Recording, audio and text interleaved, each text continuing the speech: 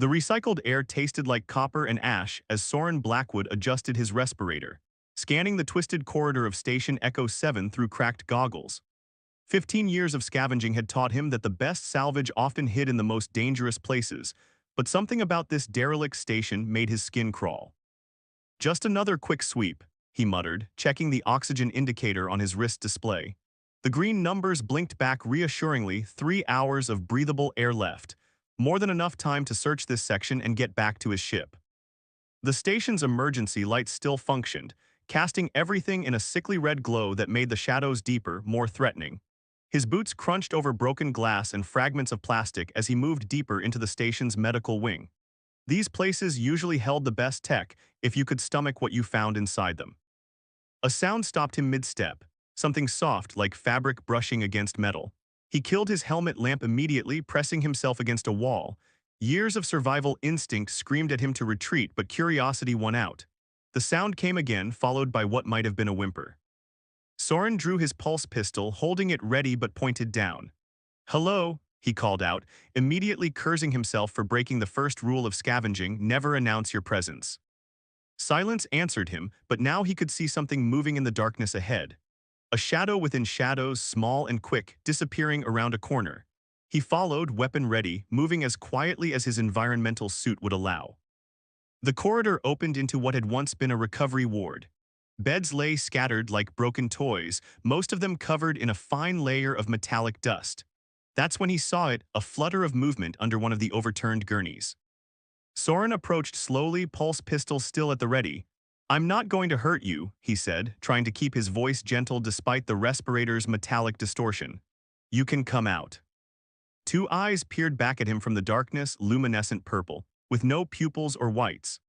They belonged to a child, maybe 7 or 8 years old, with skin that seemed to shimmer like polished crystal and hair that floated as if suspended in water, despite the station's artificial gravity. A Lumini child, here of all places. Soren holstered his weapon immediately. The Lumini were peaceful explorers before the war, known for their bioluminescent skin and natural affinity for space travel. Most had fled or been killed when the corporate wars began, finding one of their children here alone. "Hey there," he said, crouching down to appear less threatening. "My name's Soren, are you hurt?" The child didn't respond, but those strange purple eyes tracked his every movement. Now that he was closer, he could see that she wore what might have once been medical scrubs, torn and dirty. Her crystalline skin was dulled with grime, but underneath he could see faint patterns of light pulsing with her heartbeat. "You must be hungry," he continued, reaching slowly into one of his suit's pouches. He pulled out a nutrient bar, not exactly gourmet cuisine, but better than nothing. "Here, it's food." The child's eyes fixed on the bar, but she made no move to take it. Soren unwrapped it partway and set it on the ground, then backed away several steps. Only then did a small hand dart out and snatch the bar, pulling it back into the shadows. He watched as she devoured it, realizing with a pang that she must have been starving. "There's more where that came from," he said softly. "On my ship, you can have as much as you want." The child's eyes narrowed suspiciously. Smart kid, trust wasn't cheap in the wastelands. "Listen," Soren continued, "I'm not going to force you to come with me, but this station isn't safe. The life support systems are failing. In a few months, maybe weeks, there won't be any air left to breathe." He saw understanding flicker in those alien eyes. The child knew he was right. She must have noticed the deteriorating conditions. "I have a small ship," he explained. "It's not much, but it's warm and safe. You'd have your own space, food, clean water." He paused, choosing his next words carefully. "And I give you my word, by everything I hold sacred, that I will protect you." The child studied him for a long moment, head tilted slightly. Then slowly she emerged from her hiding place. Standing, she barely reached his waist. Her movements were graceful despite her obvious weakness, and now he could see that her hair wasn't white, but iridescent, catching and reflecting the emergency lights like liquid moonstone. "Do you have a name?" he asked. She opened her mouth and a sound like wind chimes emerged. He shook his head apologetically. "I'm sorry, I don't understand your language. Would it be okay if I called you Nova, because your skin reminds me of starlight?" The child Nova seemed to consider this, then nodded once. "Okay, Nova," Soren said, standing slowly. "Let's get you somewhere safe." He started to turn, then felt small fingers slip into his gloved hand. The gesture caught him off guard, making his throat tight with an emotion he couldn't name. How long had it been since anyone had trusted him like this? They made their way back through the station's corridors, Nova's bare feet silent beside his heavy boots. Every few steps she would squeeze his hand, as if reassuring herself that he was still there, still real. At the airlock where he docked his ship, Soren faced a new challenge. His spare environment suit would be far too big for her. But Nova solved the problem herself, pressing her hands against the airlock's window and closing her eyes. Her crystalline skin began to glow brighter, and suddenly a thin, transparent membrane formed over her body, some kind of natural protection against vacuum. "Well," Soren said, impressed, "that's handy." The journey to his ship was mercifully short. Once inside, Nova's protective membrane dissolved, and she stood in the cargo bay, taking in her new surroundings with obvious curiosity. Soren's ship, the Wanderer's Wake, wasn't much to look at. A retrofitted mining vessel, it had just enough room for one person to live comfortably or two people to live simply. But as he watched Nova explore, touching everything with careful, wondering fingers, he realized something profound was happening. For 15 years, he'd survived by taking, scavenging, looking out for himself because no one else would. But now, watching this child examine his battered home with such innocent fascination, he felt something he thought he'd lost in the war: purpose. "Welcome home, Nova," he said softly. She turned to look at him, and for the first time, her luminescent skin brightened with what might have been a smile. In that moment, Soren knew his life would never be the same. He had found something in those ruins far more valuable than any salvage: a chance to be more than just a survivor. A chance to be someone's guardian, someone's hope, someone's home. 3 months after leaving Station Echo 7, Soren watched Nova hover cross-legged in the ship's small common area, her crystalline fingers tracing patterns in the air as she practiced human letters. Her natural bioluminescence cast shifting shadows on the metal walls, making the cramped space feel almost magical. "Remember," he said, "the letter R has that little leg at the bottom." Nova's forehead creased in concentration as she adjusted her floating glyphs. In the past months, she'd proven to be a remarkably quick study. While she still couldn't speak human languages, something about her vocal structures being fundamentally different, she had developed her own way of communicating through a combination of light patterns, gestures, and now written words. "That's perfect," Soren nodded as she completed the alphabet. "You're learning faster than I did in school." Nova's skin flickered with pleasure at the praise. The patches of light under her crystalline surface forming patterns he'd come to recognize as laughter. She'd started wearing the clothes he'd traded for at their last port stop, simple, practical things in soft blues and grays that complemented her iridescent hair. A warning light flashed on the ship's console, drawing Soren's attention. "Proximity alert," he muttered, moving to check the readings.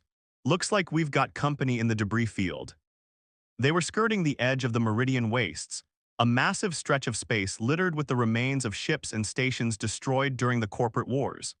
It was dangerous territory, but the salvage opportunities made it worth the risk, usually. Nova floated to his side, her expression concerned as she peered at the scanner. 3 ships, larger than the Wanderer's Wake, were moving through the field on an intercept course. "Raiders," Soren growled. "Time for your first practical lesson in survival, kid. Help me power down everything non-essential. We're going dark." They worked quickly, Nova's natural ability to move in zero gravity proving invaluable as she darted through the ship's tight spaces, shutting down systems. Within minutes, the Wanderer's Wake was running on minimal power, drifting silently among the debris. Soren held his breath as the Raider ships drew closer. Through the viewport, he could see their hulls were painted with jagged red stripes, the mark of the Blood Scar Gang. They were notorious for their brutality, especially toward non-humans. Nova pressed against his side, her skin dimmed to almost complete darkness. He placed a protective hand on her shoulder, feeling her trembling slightly. "It's okay," he whispered. "They're looking for active ships, as long as we stay quiet." A massive piece of debris suddenly shifted in the field, pushed by the Raider's wake. Before Soren could react, it scraped along the wake's hull with a sound like tearing metal. "No, no, no," he hissed, watching as their power readings spiked from the impact. The surge would be visible to the Raider's scanners. Sure enough, the nearest ship began to turn toward them. "Nova, remember the emergency protocols we practiced?" Soren asked, keeping his voice steady despite the fear churning in his gut. When she nodded, he continued, "Good. Get to the hidden compartment. Don't come out until I give the all-clear signal. no matter what you hear. She grabbed his hand, her skin pulsing with worried patterns. I'll be fine, he assured her, go now. As Nova disappeared into the secret space behind the cargo bay panels, Soren activated the ship's weapons systems. The Wake wasn't built for combat, but he'd added a few surprises over the years. The Raider ship's comm crackled to life. Unidentified vessel, power up and prepare to be boarded, resist and we'll blow you to atoms. Soren took a deep breath, then hit the broadcast button. This is a registered salvage vessel. I'm alone and barely armed. Take what you want and let me live. Smart man, the Raider replied, maintain your position. Instead, Soren fired up the engines and yanked the controls hard to port. The Wake responded sluggishly after the power down, but it was enough to send them spinning toward a dense cluster of debris. The Raiders opened fire, energy bolts lighting up the darkness. Soren weaved through the field, using the larger pieces of wreckage as cover. He'd spent years mapping these lanes, memorizing the safe passages and blind spots. A shot clipped their stern, sending warning lights blazing across the console. The Wake shuddered but held together. Come on, old girl, Soren muttered, diving deeper into the debris field. The Raiders followed, but their larger ships couldn't match his maneuverability in the tight spaces. He led them through an increasingly narrow maze of twisted metal and broken hull plates. Then, at just the right moment, he triggered the modified mining charges he'd scattered throughout this section of the field months ago. The explosions weren't massive, but they didn't need to be. The chain reaction sent waves of debris tumbling through space, forcing the Raiders to break off their pursuit or risk being crushed. Soren didn't wait to see if they'd try to follow. He pushed the Wake's engines to their limit, putting as much distance between them and the Raiders as possible. Only when they were safely clear did he engage the autopilot and head to the cargo bay. Nova, all clear, you can come out now. The panel slid aside, and Nova practically launched herself into his arms. Her skin was blazing with relief and residual fear, making patterns he'd never seen before. Hey, it's okay, he said, holding her tight. We made it, we're safe. She pulled back and fixed him with a stern look, her fingers moving rapidly to spell words in the air. Too dangerous, should have run sooner. Soren couldn't help but laugh. Look who's giving survival lessons now. His expression softened. But you're right, I got greedy, thinking we could salvage more before moving on. It won't happen again.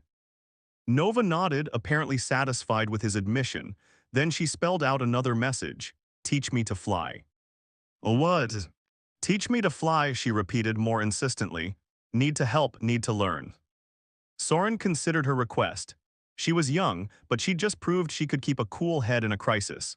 And her natural affinity for space navigation could be invaluable. Okay, he said finally, but we start with the basics, and you have to promise to follow my instructions exactly.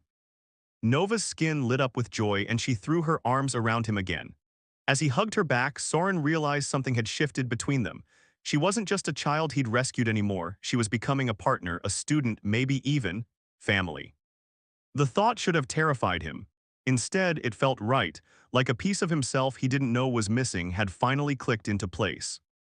Come on, he said, leading her to the cockpit. First lesson, how to read the navigation charts without getting us lost in an asteroid field. Nova followed eagerly, her excitement visible in every pulse of light beneath her crystal skin. As they settled into their seats, Soren found himself smiling. Maybe teaching her wouldn't just make her stronger, maybe it would make them both better. Nova's fingers danced across the navigation console, her crystalline skin reflecting the soft blue glow of the holographic displays. After 6 months of intensive training, she handled the ship's controls with natural grace. Soren watched from the co-pilot's seat, trying to hide his pride as she expertly adjusted their course through a particularly dense asteroid field. The calm was shattered by a sudden burst of static from the comm system. Nova jumped, her skin flashing with surprise as an unfamiliar signal cut through the white noise. It wasn't like anything Soren had heard before, a haunting, melodic sequence that made the hair on the back of his neck stand up. But Nova's reaction was even more striking. Her entire body began to pulse with intense light patterns, and she pressed her hands against the console as if trying to reach through it. You recognize this? Soren asked, already knowing the answer from her response. Nova nodded emphatically, her fingers quickly spelling out words in glowing script. My people, signal like home, like family. Soren frowned. They hadn't detected any Lumini signals in the year since leaving Station Echo 7. Can you trace it? She was already working, her hands moving with desperate speed across the controls. The signal was weak, distorted, but it seemed to be coming from somewhere in the Forgotten Sectors, a region of space so thoroughly destroyed during the war that most maps listed it simply as hazardous territory. Nova, Soren said carefully, this could be a trap. Raiders have been known to use fake distress signals to lure in victims. She turned to him, her purple eyes intense. Not fake, listen. She gestured at the comm system where the signal continued its ethereal song. Pattern is sacred, private, raiders cannot know. Soren studied her face. In the past year, he'd learned to read her expressions despite their alien nature. There was no doubt in her features now, only determination and hope. All right, he sighed, but we do this carefully, no rushing in blind. Nova's skin brightened with gratitude, and she immediately began plotting a course toward the signal's origin. As they traveled deeper into the Forgotten Sectors, the devastation became more apparent. Massive fragments of destroyed stations drifted like broken bones in space. The twisted hulks of military vessels created treacherous mazes they had to navigate with utmost precision. This place, Nova spelled out, her light patterns dimming with sadness. So much death. The corporate wars destroyed everything they touched, Soren replied grimly. But your people weren't the ones who started it, no matter what the propaganda said. The corporations just needed someone to blame. Nova absorbed this in silence, continuing to guide their ship through the wreckage. The signal grew stronger as they progressed, leading them to what appeared to be a small planetoid almost entirely hidden behind a cloud of debris. That's odd, Soren muttered, checking their scanners. The surface readings, it's not natural, the whole thing appears to be artificial. Nova's skin pulsed with recognition. Research facility, she spelled. Remember Pieces was very young. They found a damaged but still functional docking port on the planetoid's dark side. As they suited up for EVA, Soren did a final weapons check.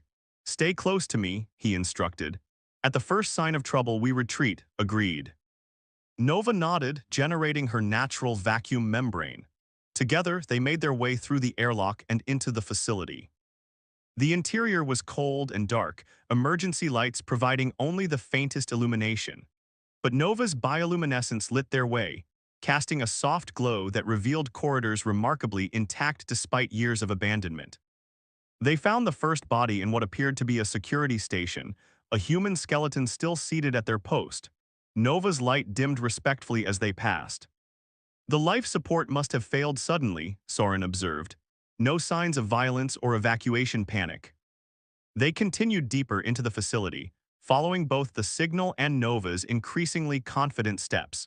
She seemed to remember more with each corridor they traversed, leading them through the maze-like structure with growing purpose. The signal led them to a massive circular chamber. As they entered, lights began to activate automatically, revealing rows of cylindrical tanks lining the walls. Most were empty, their glass surfaces cracked or clouded, but a few still glowed with a familiar iridescent light. Nova rushed forward, pressing her hands against one of the intact tanks. Inside, suspended in luminescent fluid, was a Lumini child, their crystalline skin dulled but intact. Stasis chambers, Soren realized, checking the control panels. They're alive, all of them. Nova's skin blazed with joy as she counted the active tanks. 5 children, all appearing around her age, preserved in suspended animation. But their celebration was cut short by the sound of engines, multiple ships docking at the facility. We're not alone, Soren growled, drawing his weapon. Nova, start working on the revival sequences. I'll. He was interrupted by Nova's urgent tugging on his arm. She pointed to a symbol carved into the base of one of the tanks, a black sword piercing a red star. The Obsidian Syndicate, Soren whispered, his blood running cold. The militant group had been hunting down alien artifacts and technology since the war's end. They must have detected the signal too.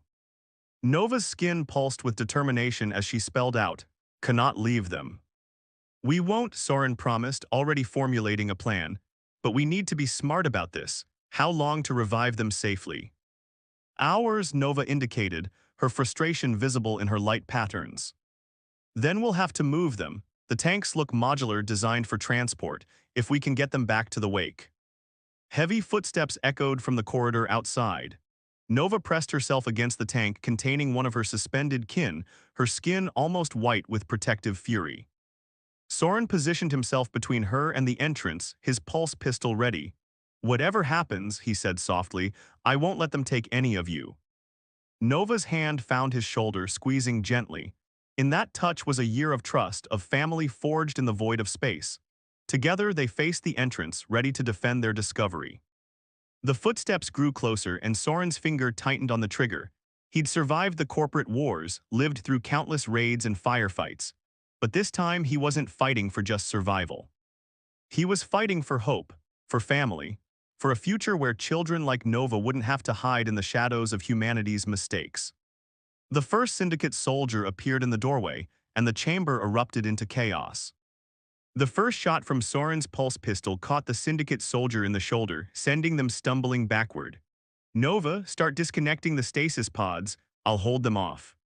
Nova's skin pulsed with acknowledgement as she rushed to the control panels, her crystalline fingers working with desperate speed. The tanks began to detach from their moorings with hydraulic hisses. More Syndicate soldiers poured through the doorway, their black armor absorbing the chamber's ethereal light. Soren dove behind an empty tank for cover, returning fire strategically. He didn't need to win, he just needed to buy time. "Well, well," a voice cut through the chaos. "The famous lone wolf Soren Blackwood, I never expected to find you playing guardian to alien refuse." Soren's blood ran cold, he knew that voice. "Ravik," he spat the name like poison.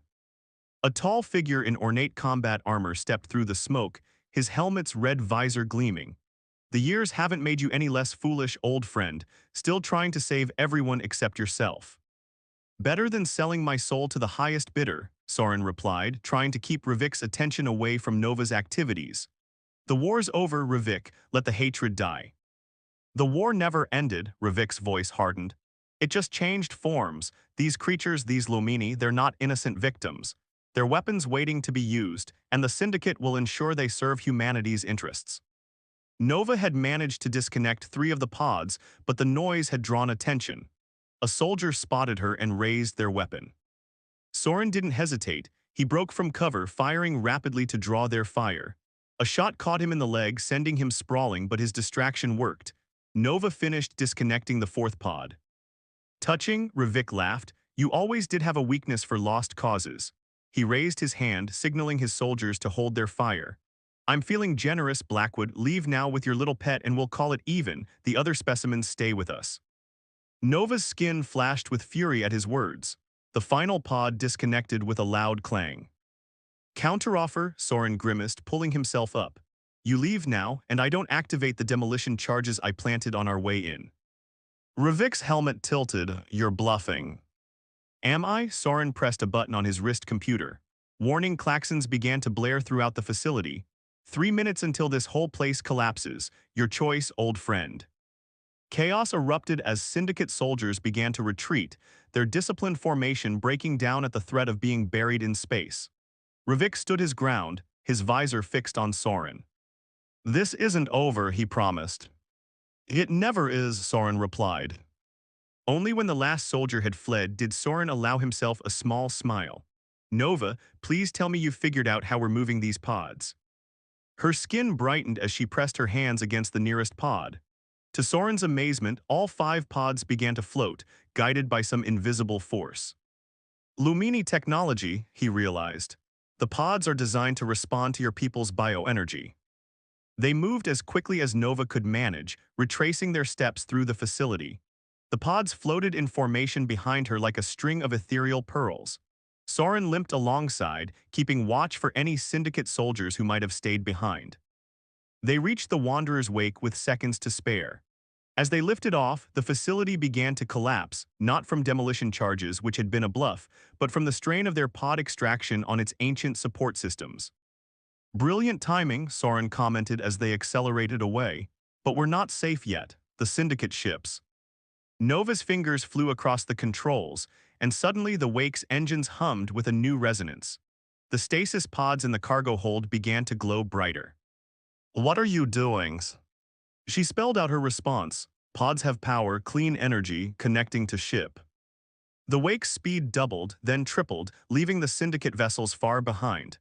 They shot through the debris field like a comet, riding a wave of ancient Lumini technology. When they were finally safe, Soren slumped in his chair, his wounded leg throbbing. That was too close.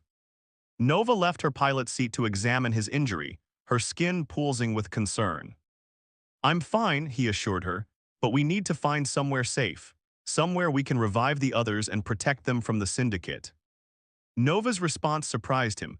"Already nowhere, remember more now, safe place, hidden place." "You're sure?" She nodded emphatically, her fingers spelling out coordinates that weren't on any human star chart. Soren watched her return to the pilot's seat, nodding how she moved with new purpose, new confidence. She wasn't the terrified child he'd found in the ruins anymore. She was becoming something more, a bridge between two peoples, a guardian in her own right. As the wake carried them toward whatever sanctuary Nova remembered, Soren thought about Ravik's words.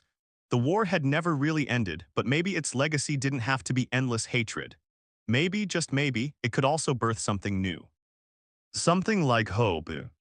The coordinates Nova provided led them to an asteroid belt on the very edge of charted space. But as they drew closer, Soren realized these weren't natural formations. The asteroids moved in too perfect a pattern, their orbits maintaining precise distances from each other. "It's a shield," he breathed in wonder, "a celestial defense system." Nova's skin pulsed with recognition as she guided the wake through a specific sequence of gaps in the asteroid field. As they passed the final layer, a massive structure shimmered into view, a space station unlike anything Soren had ever seen. It appeared to be grown rather than built, its crystalline surfaces reflecting starlight in iridescent waves. Organic curves and geometric patterns blended seamlessly, creating a structure that was both alien and breathtaking. "Sanctuary," Nova spelled out, her fingers trembling with emotion. "Last home of my people." The station's docking systems recognized their cargo immediately. Luminescent tendrils extended to guide them in, cradling the wake with gentle precision. As they locked into place, Soren noticed other ships in the vast hangar, vessels with the same organic crystalline architecture as the station. "There are others here," he realized, "more survivors." Nova nodded, her skin brightening with joy. But before she could respond, a group of adult Lumini appeared at the airlock. Their crystalline bodies pulsed with complex light patterns that Nova answered immediately. "They're the station's guardians," she explained through her spelled words, "protecting our children, our future." The next few hours passed in a blur of activity. The stasis pods were transferred to a medical bay where other Lumini children were already being treated. Soren watched in amazement as Nova conversed fluently with her people through intricate light patterns, her movements becoming more confident with each passing moment. His leg was treated by Lumini healers who used technology that seemed to sing as it repaired his damaged tissue. But even as he recovered, a heavy weight settled in his chest.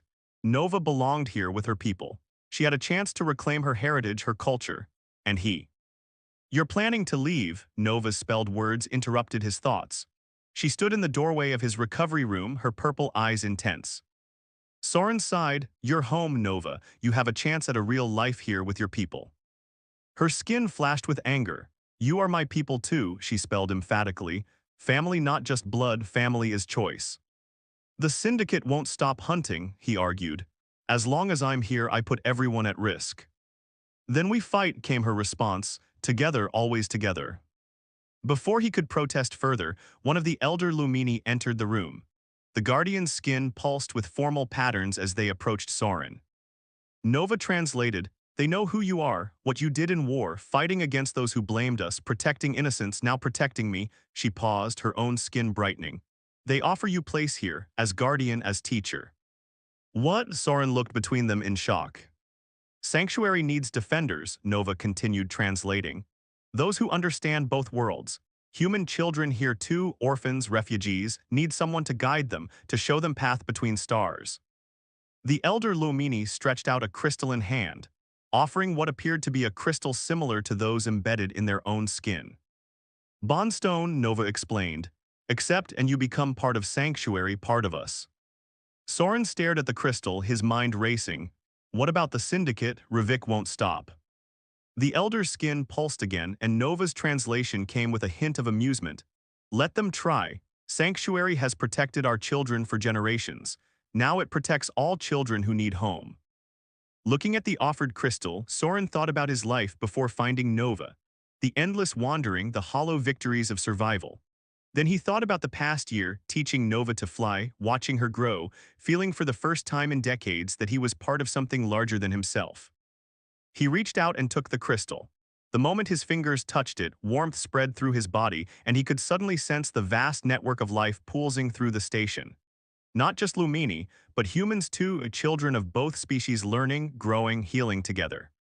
Nova's joy blazed like a supernova as she threw her arms around him. Against his chest, her skin pulsed with words he could now understand directly. Welcome home, Father. The elder Lumini's light patterns shifted, and Soren found he could comprehend their meaning. The war scattered us among the stars.